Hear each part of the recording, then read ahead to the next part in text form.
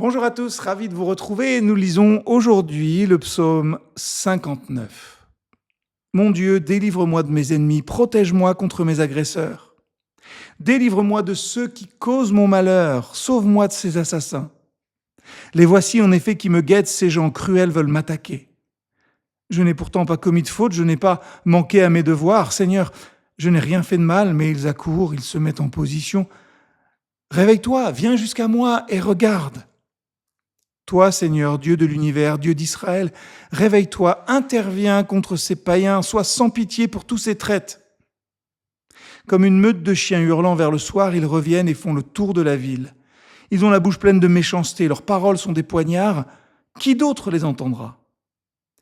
Mais toi, Seigneur, tu te mets à rire d'eux.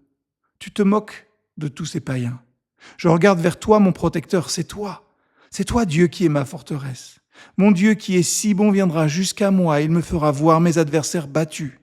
Ne les massacre pas tout de suite, de peur que mon peuple oublie ta victoire. Secoue-les avec force, fais-les tomber, Seigneur, notre bouclier. Leur moindre parole est une offense pour toi. Qu'ils soient pris au piège de leur orgueil, car ils n'ont fait que maudire et mentir. Finis-en avec eux dans ta fureur, finis-en et qu'on ne les voie plus. Alors on saura jusqu'au bout du monde qu'il y a un Dieu souverain en Israël. Comme une meute hurlant de chiens, vers le soir, ils reviennent et font le tour de la ville. Ils cherchent ça et là quelque chose à manger. S'ils n'ont pas assez, ils se mettent à grogner. Moi, je célébrerai ta puissance dès le matin. Je crierai ta bonté, car tu es une forteresse pour moi, un refuge quand je suis dans la détresse. Mon protecteur, je te célébrerai par mes chants. Dieu, tu es ma forteresse, mon Dieu, toi qui es si bon. Les nuits d'été sont magnifiques. On regarde les étoiles, c'est le bon moment pour le faire. On profite quand on le peut de la fraîcheur de la nuit. Mais quand même, certaines nuits paraissent un peu longues parce que l'inquiétude, c'est vrai, ne prend jamais de vacances. David écrit ce psaume un petit peu bizarre, je l'avoue, alors que des ennemis entourent sa maison. Il est littéralement encerclé et pourtant il écrit « Ma forteresse, c'est toi ». Remarquons bien que Dieu n'a pas encore supprimé le danger, mais David possède déjà un refuge. Nous faisons souvent l'inverse. Nous attendons que tout soit réglé avant d'être en paix. La Bible dit exactement le contraire.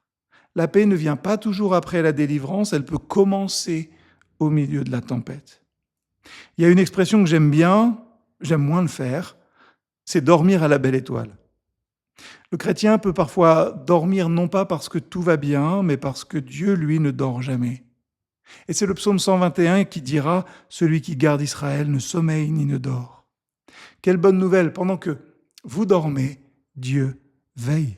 Pendant que vous lâchez prise, Dieu continue d'agir. Alors, aujourd'hui, quelle inquiétude avez-vous besoin de remettre entre ses mains? Que le Seigneur soit loué parce qu'il veille pendant que nous dormons et qu'il nous apprenne à vivre dans cette confiance.